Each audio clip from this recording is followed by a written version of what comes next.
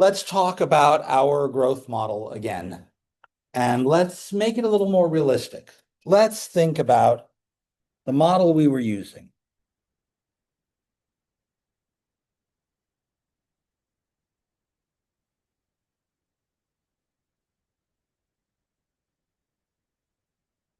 If I don't really separate this, I only put a little bit of partial separation in here. I could write this as dp dt over p is a constant. This quantity is called the relative growth rate.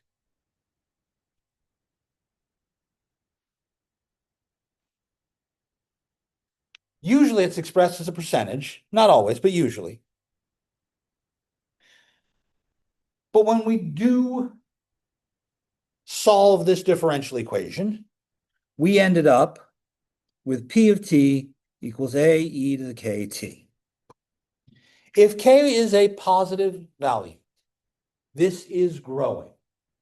It could be growing really slowly. It could be growing really quickly. That depends on the value of k, but as long as k is positive, this is growth. The problem I have is thinking about what happens as t goes off to infinity.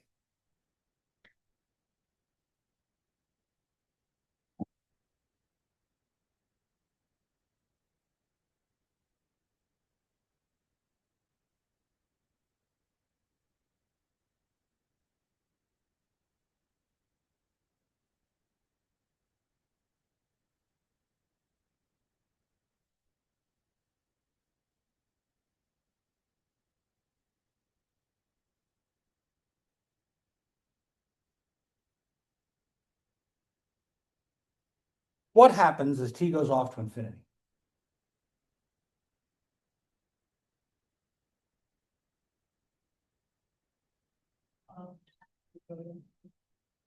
Because that's what our exponential functions do. They go off to infinity. So that's a problem. It's only a problem outside of math because I'm perfectly happy with something going off to infinity. But if I have a population of mice in a field, I don't want to think about the population going to infinity. I have the population of fish in a lake. At some point, I have no water in the lake. It's solid fish. That doesn't make sense. I have bacteria. I don't want the universe to be one giant bacterial culture. It doesn't make sense to go off to infinity. So somewhere in here, we have restrictions imposed by reality.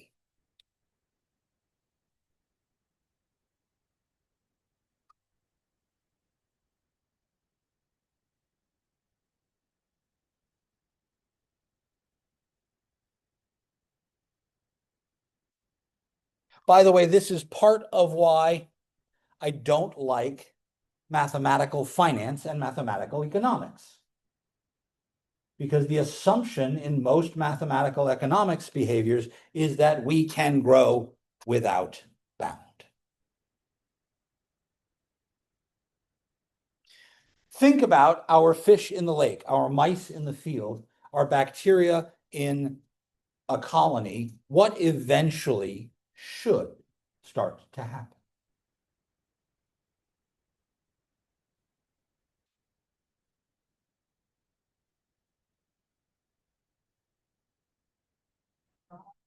Well, yes, but even assuming that we've taken our growth rate accounts for the ones who have died so far, right? So even if I say, okay, well, 10 mice died, but 30 were born out of 100, that means I grew by 20. We can make this net. We can take that into account. So what if this is net growth? I got mice. I got a lot of mice. What happens?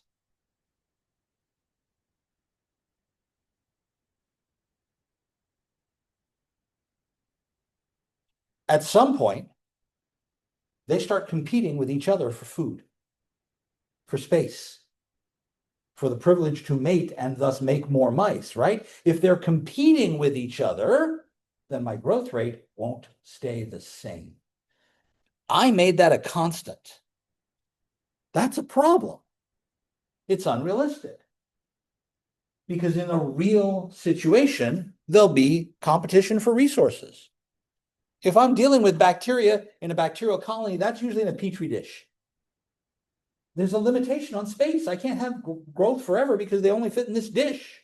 If I deal with bacteria in a human body, they're inside me. I am not gargantuan. I'm a big guy, but that ain't it. So if this really isn't constant, then I should have some sort of an upper limit.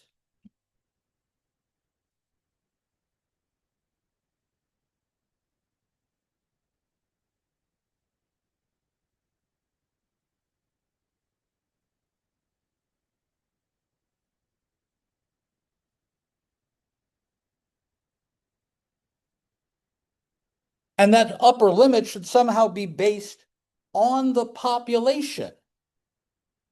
So what if instead of a constant over here, I have another function of p? Say, really, that my growth rate is p times f of p. Notice that there's no t on this side. That makes this a separable differential equation. I know how to solve this sort of stuff. Maybe. We're going to call this a density dependent hypothesis model. That our growth doesn't just depend on some single factor, but it also depends on the population itself.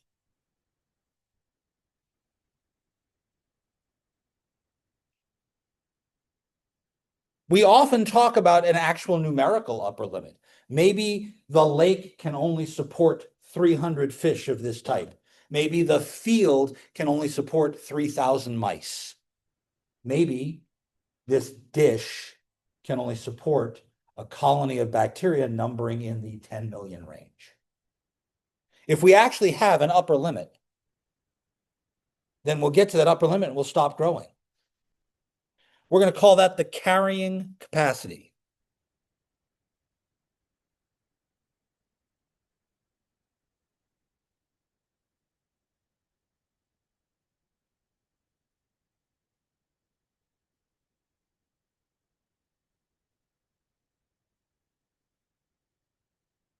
We'll say that maybe it's K individuals, however many that is.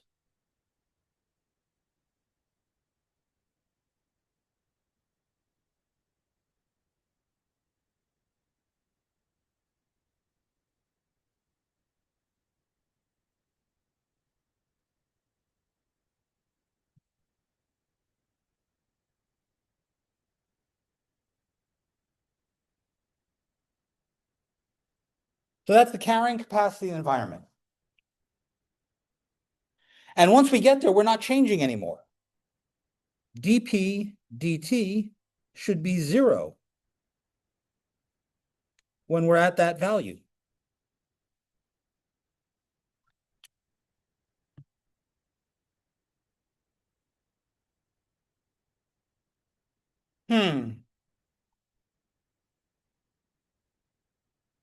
Let's suppose I also have some starting population. This will have some starting value if f of 0 is some growth rate, right? I start out growing at some rate. And f of p, I'm sorry, f of p will then be minus r over k times p plus r. A linear equation. This would be 0 when we hit k.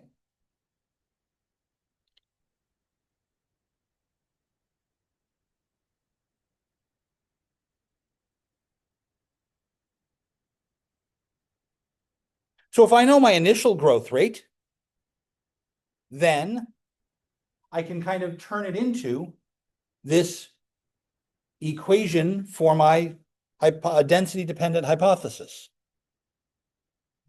Okay, wait a minute. Let's put that in here. I'm going to make the constants a little nicer.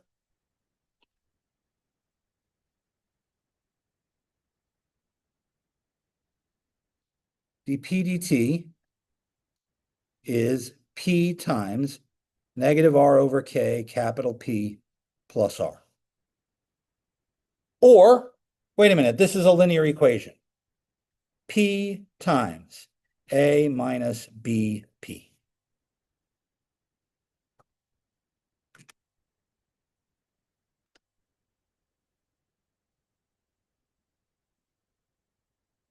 In this case, by the way, capital K is the ratio of these two numbers.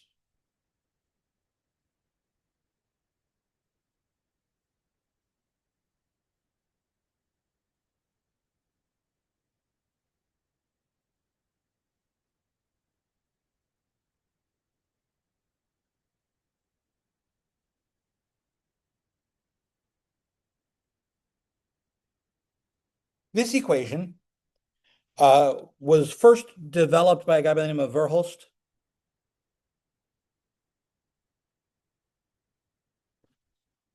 And he called it the logistic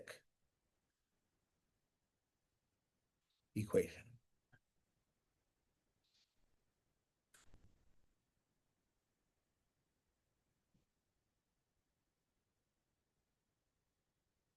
Sometimes we also call it a logistic function, but what we do in that case is we're looking at the right-hand side, and we'll write this as AP minus BP squared. We did a problem like this. We had P minus P squared on that right-hand side. I think it was in the homework that I just gave back. No, I think it was in the previous homework because it was directly separable. We didn't have to do a substitution. But this is separable. This is absolutely separable. dP over P A minus BP is equal to dt. Ta-da!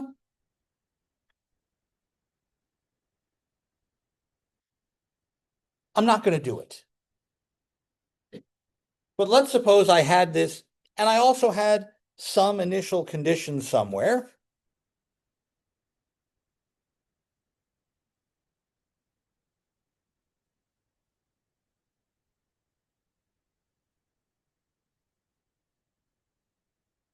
How would I solve this? I don't want you to do it, but what technique would I use to get from here to a solution?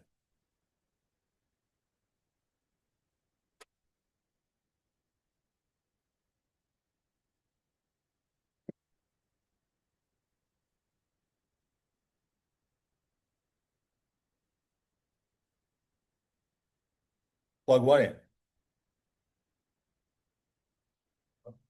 But not until actually I've done the equation and have P of T equals, right?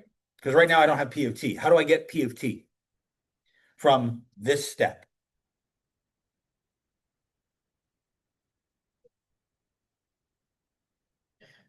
I got to integrate, right? What integration technique do I need to use on that left-hand side? The right-hand side's easy. What do I have to do over here? Now, unfortunately, it isn't decomposition at this point. That's partial fractions. Because it's a factored denominator, I got to do partial fractions, which sucks. And what's more, A and B are numbers, so I'm going to end up with some weird, ugly-looking result. And I'm going to have some constant of integration floating around here, right? And because it's over P and over A, I'm going to end up with logarithms and E's. This is not simple.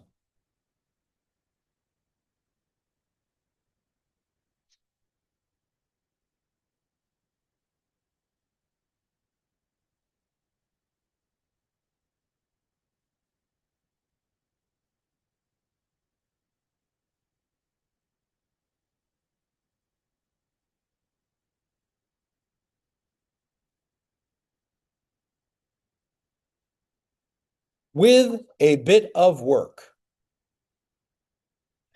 And I really do mean this is about 7 or 8 lines of calculus. You've done it. It's just not easy. We get P of t equals A times P0 over A minus B P0 e to the minus AT plus B P0.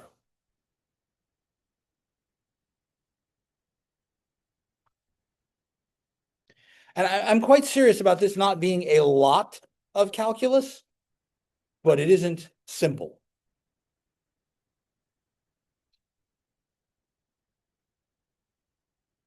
Here's the flash.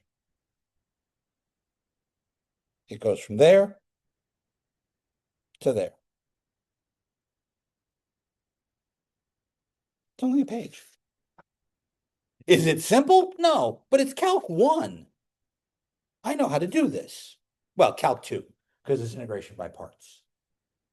Partial fractions. Calc 2.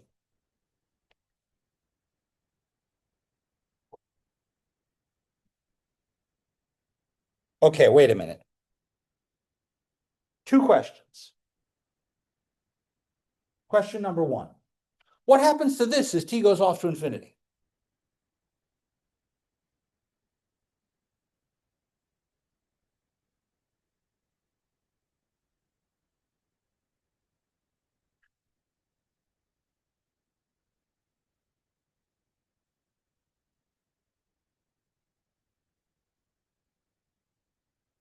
Because I'll get this go to 0, and I'll get A, P0, and the P0s will cancel.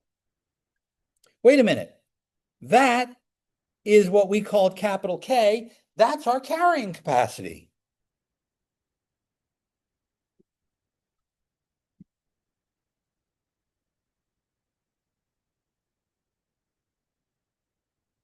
And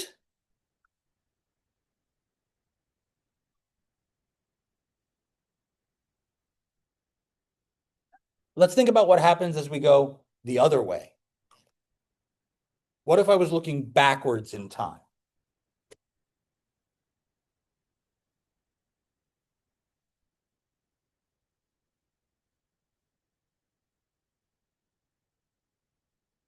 What happens if t goes to minus infinity?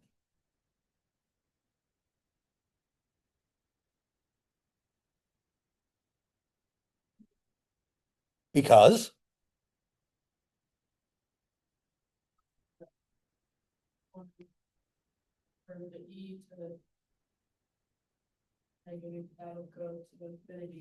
and then I'll have a number on top and a huge thing on the bottom that's going to go to 0. Now, I hope the following is common sense. Looking back at the differential equation itself, we have two equilibrium solutions. dP dt equals P A minus BP. What are the equilibrium solutions?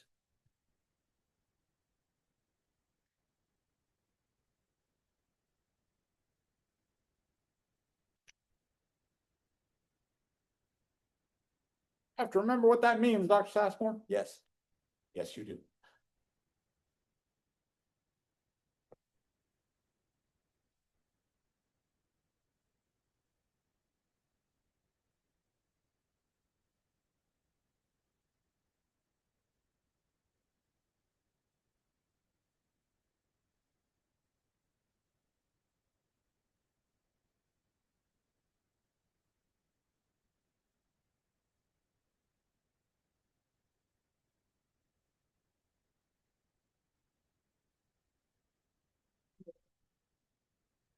I set my slope equal to 0. So that's when P equals 0, or when this equals 0. So P equals A over B, which is our carrying capacity that we came up with earlier, right?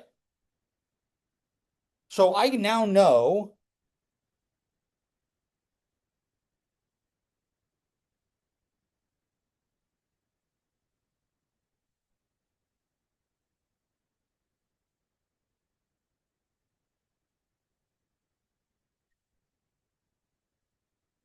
those are my equilibrium solutions. The x-axis, well, the t-axis, and the line y equals k, p equals k. which is the same as A over B.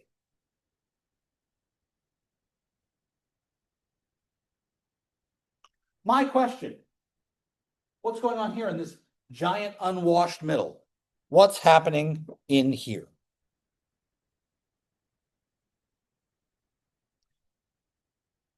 Like going up K's at asymptotes, it's not what we reach it. Exactly. We know that the limit as we go off to infinity is K, and the limit as we go to minus infinity is 0. So we're going to have an asymptote down here when we go to the left, and an asymptote up here when we go to the right. Somewhere in the middle, we have to swing up, right? I've seen this picture before. This should look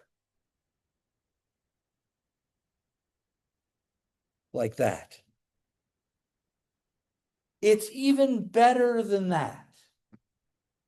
This graph always has its fastest growth. Its fastest growth. Wait a minute. Growth is measured by the slope, right? So fastest growth would be change in slope. That's second derivative. That's an inflection point. This curve changes from concave up to concave down, doesn't it? It's concave up on the left, it's concave down on the right. There has to be an inflection point somewhere. Inflection point is always exactly halfway up.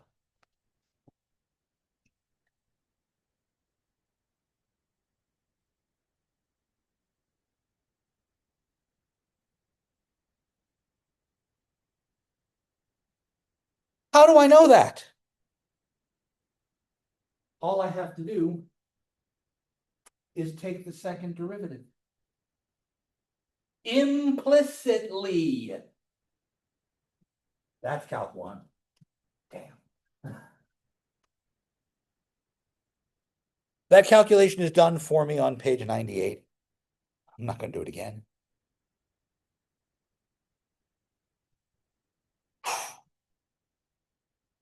All right. All right. So what does this mean?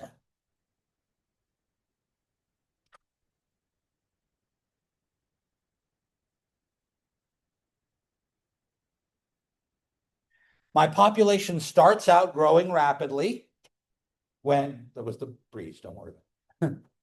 When the population is small, it's growing at a rapid rate. But then as we start to compete for space and we get closer and closer, the growth rate slows down again.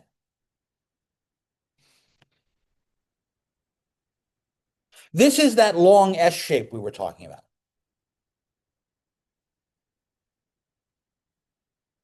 Let's do one. Problem 3. A model for the population in the suburb of a large city is given by dPdt is P times parentheses 1/10 minus 10 millionth P. And P of 0 is 5,000. Where T is measured in months. This is the number of people in the suburb. First question. What is the carrying capacity, the limiting value of the population? And when will we be halfway there?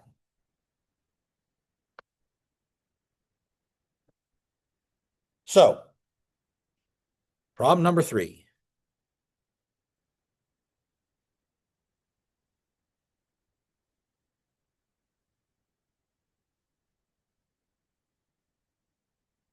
dP dt equals P times 10 to the negative 1 minus 10 to the negative 7P. P of 0 was 5,000.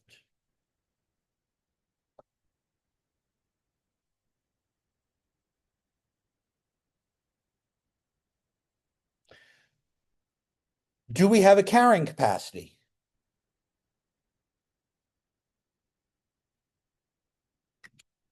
Can the suburb of this city grow to be 20 million people? That sounds like a city, not a suburb. What's our carrying capacity?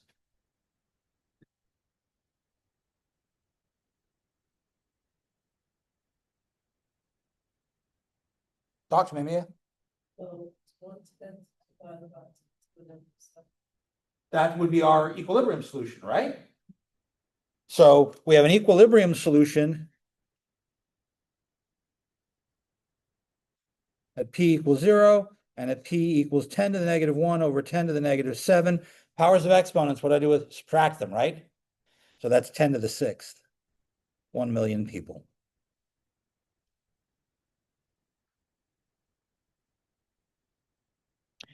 Now I can tell you right now that I could go through and solve this differential equation. But I already know what that solution is going to look like.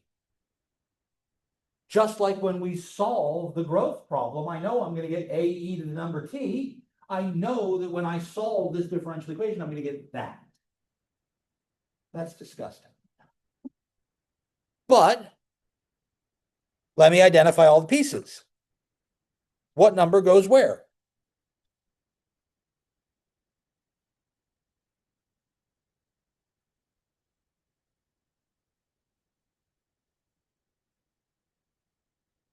Mia, you said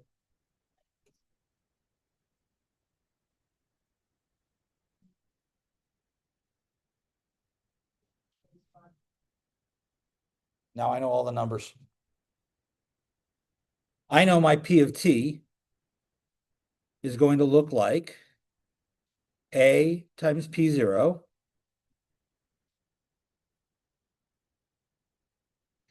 over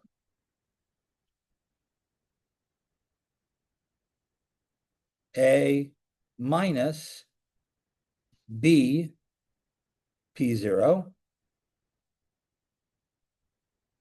e to the minus A t plus B P0. Isn't that just disgusting looking? Okay, these numbers suck. Let's make them nice. 5,000 times 10 to the negative first.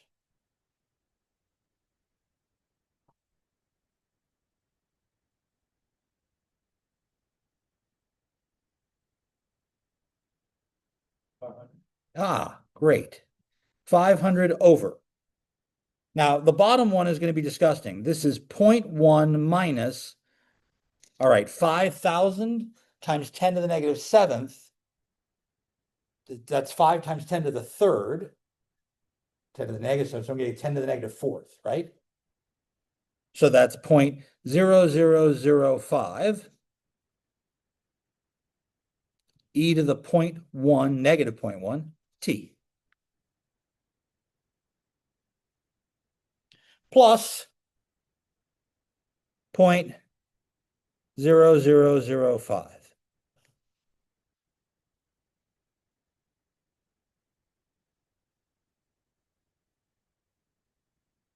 Oh, wait a second. I think I have a sign error. There should be a plus somewhere.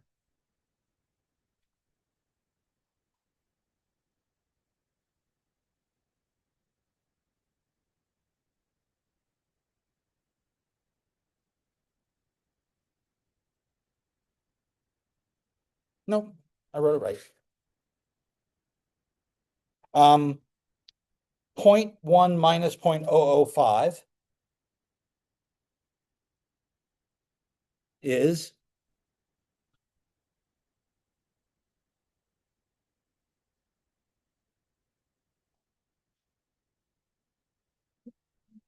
Point. e to the negative 0.1 t plus 0.0005. And up here I have 500. I hate having all of these crazy ass decimals down here. So I'm going to move my decimal place 4 units to the right. That'll make this on the bottom 99.95 e to the negative 0.1 t plus 5.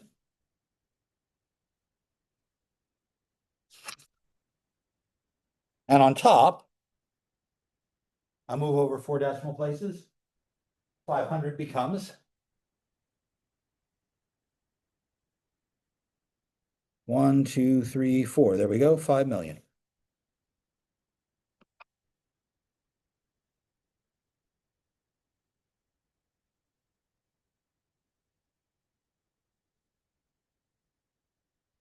Notice as t goes to infinity, what's my carrying capacity? What happens as t goes off to infinity there?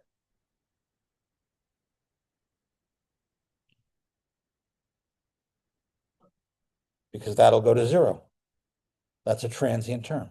5 million divided by 5. This matches with what I thought it should be. I'm happy about this.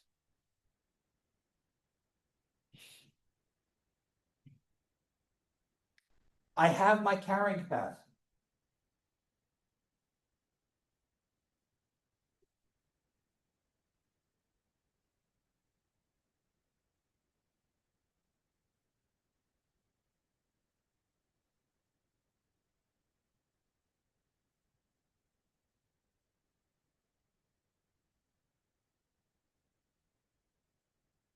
Now, the second part of the question asked me, when will I get halfway there?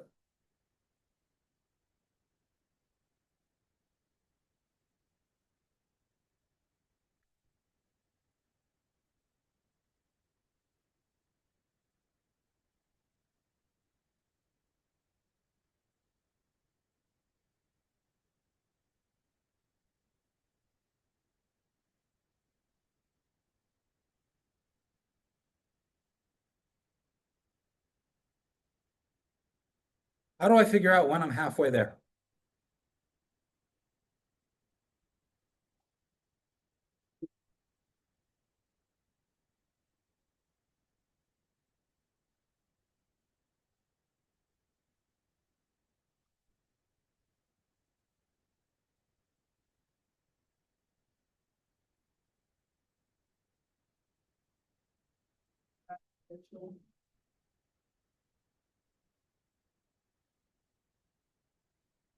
Subtract the initial from what to what?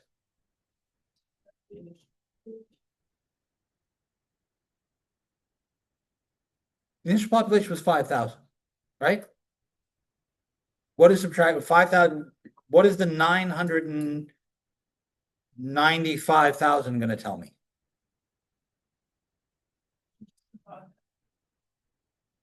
Because that's halfway there, right?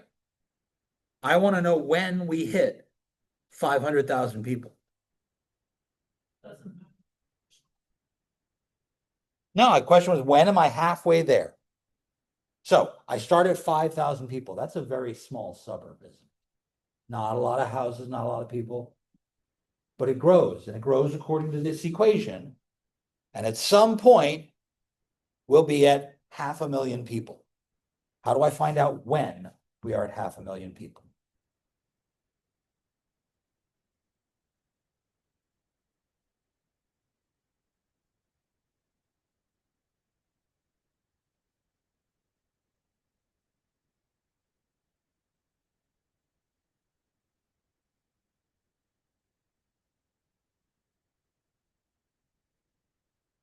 Aha!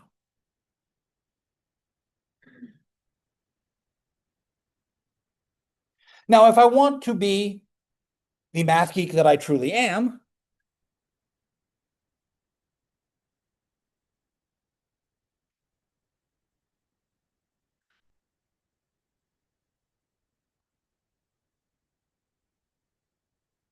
I start with that. And everything from here on out is algebra.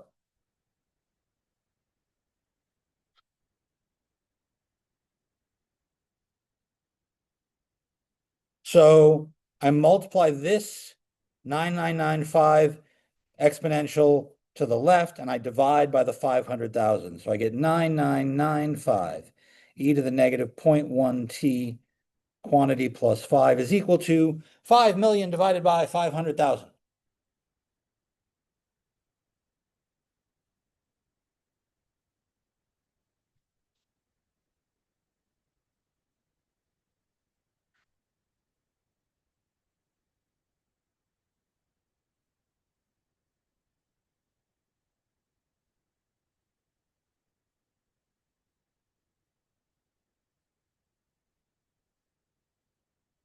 which means that 9995 e to the negative 0.1 t is equal to 5.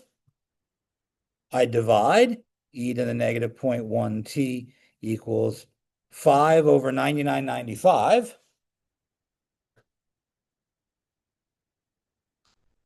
Which happens to be a nice number because they're both divisible by 5.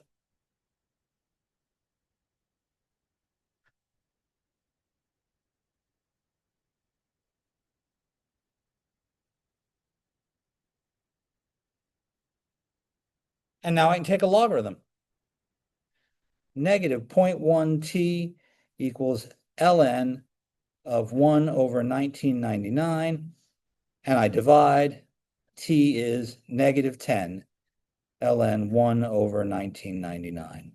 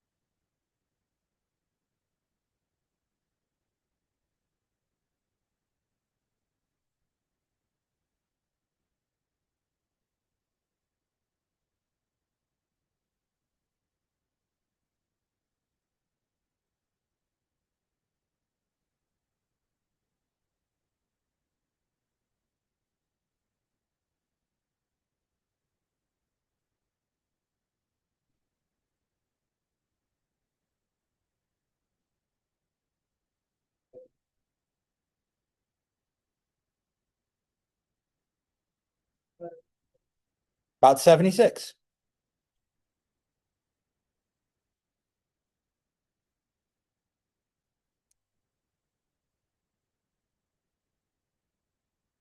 Ta-da! 76 months, which is just over 6 years to go from 5,000 people to 500,000 people. It's a fast growing suburb. Now, I will say that I'm okay with this, except I think we made a mistake. It's not a huge mistake, but I think there is a mistake here.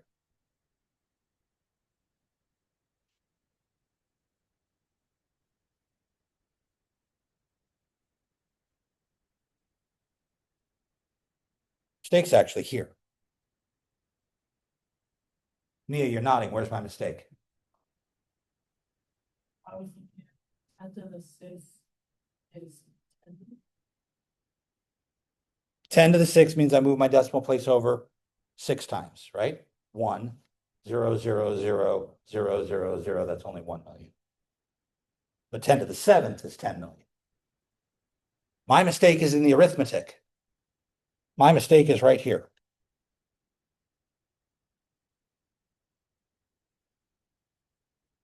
What's 0.1 minus 0.0005?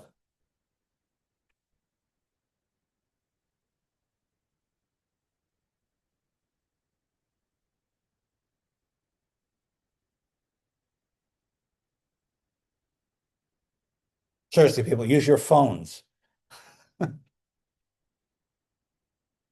That was where my error occurred.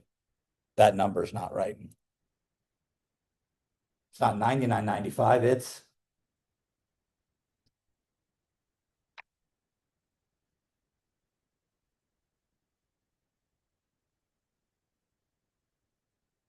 oh 0995.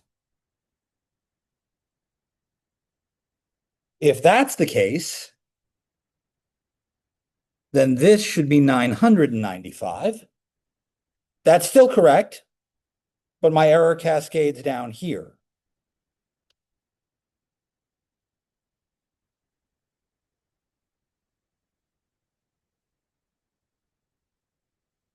Five divided by 995 is 1 over 199, not 1 over 1999, which changes that here. and here. Now, what do you get?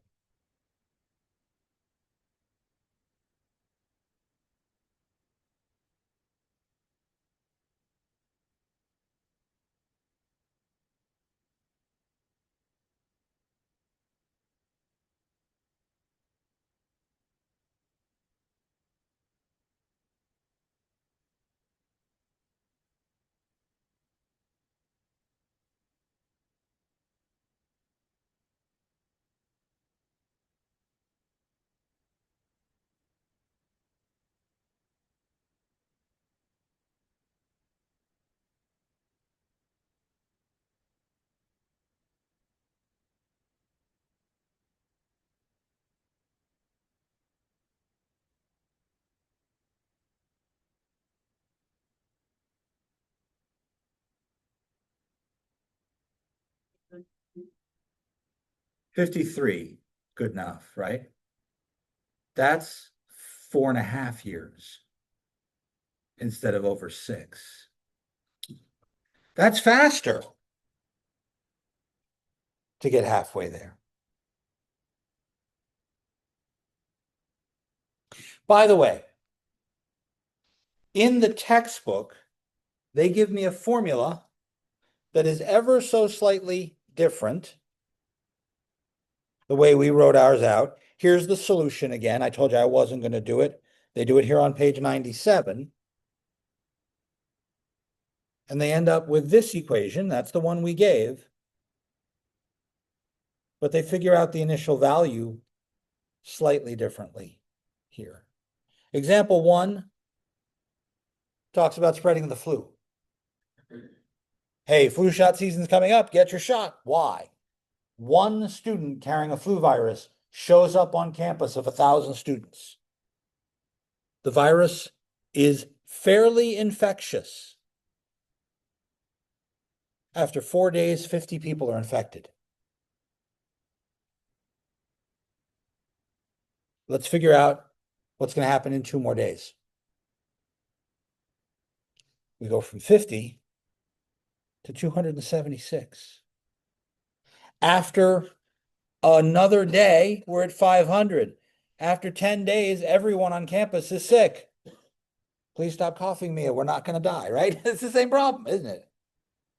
This is what happens with logistic growth. When we look at isolated populations, we can get complete saturation.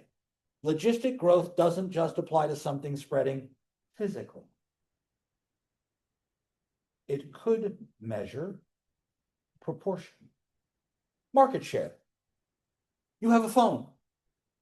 If you are a phone user in the United States, you probably only have one of 2 phones, right? You have an iPhone or an Android phone. That's really it. And most people are virulently opposed to switching camps. If you have an Android phone, you're going to stay with an Android until they pry it out of your cold, dead hands. And if you're an Apple person, probably the same thing. So I could ask, what's the growth of a phone when it's introduced into the market versus its carrying capacity as a share of the market? If 60% of all phone holders are iPhone users, that's the carrying capacity in the United States. Maybe it's the other way around. Maybe 60% of phone users are Android users. I don't know. I don't have a good feel for what that market is. I start looking at a rumor on campus. Who's throwing tonight? I was on Yik Yak yesterday. It was funny. That shows up, doesn't it? Oh, we're going to be at so-and-so house or whatever. I don't know where it is. These places aren't people. I don't live on campus for a reason. But that's the rumor, right? So that rumor's out there. And how long before it spreads to campus? It grows. It goes faster and faster. And then more and more people have heard it. I've heard that already. I don't need to worry about it. It levels off. The carrying capacity is 100% of people. There are variations on this. I'm raising fish in a lake. I used that idea earlier, right? But I raise fish in a lake not just to have fish. I raise fish in a lake so I can have fishing season. Charge people money to come fish in my lake, right? So let's say I let them take 100 fish a month. I could have a harvesting idea. So I could have an equation that looks like this.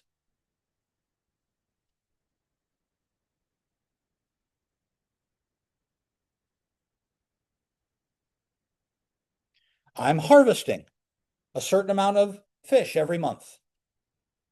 Or I'm adding fish back in.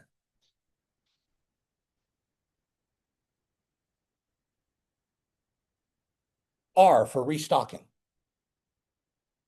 Maybe I'm only harvesting proportional to the number of fish. So dP dt equals P A minus BP minus HP, where H is a fraction. You can take no more than 10% of the fish in the lake.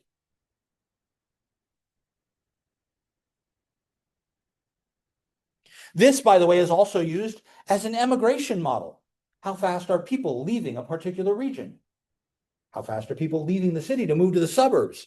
How fast are they leaving Montana to go to California? I don't know. I picked two states at random.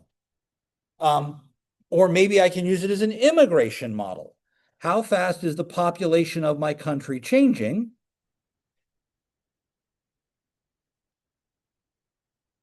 When we have a carrying capacity and people are coming in at some rate proportional to the current population. I've got an exponential growth piece on there that's limited by my income. This is an immigration model. There's a version by a guy by the name of Gompertz.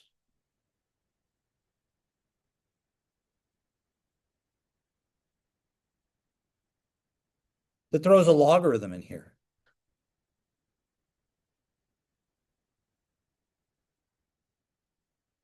So instead of growing directly proportional to the population, we grow with respect to the logarithm population.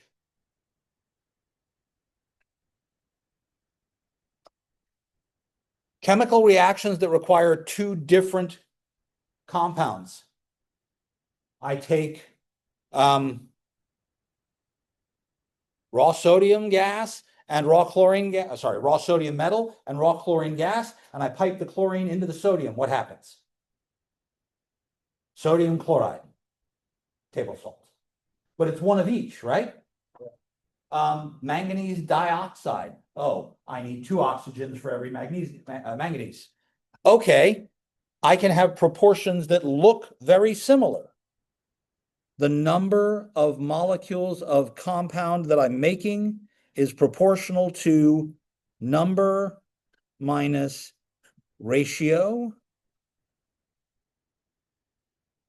number minus ratio. Notice that the M and the N are the starting amounts of each chemical. This particular example appears on page 100 as example 2. If you're in chemistry and you're dealing with molecular reactions, this is a really important model. You should read these. But that's as far as I'm going. So on Monday, what are we doing Monday? Look carefully. Monday's question, answer, and review, right? Do the review sheet. But this is due Tuesday, 3-1 and 3-2. Then Wednesday's our exam. Isn't it Wednesday? Pretty sure it's not Friday. And I said we don't have Thursday class, yeah. Monday, Tuesday, Wednesday, and look at this. That's Friday.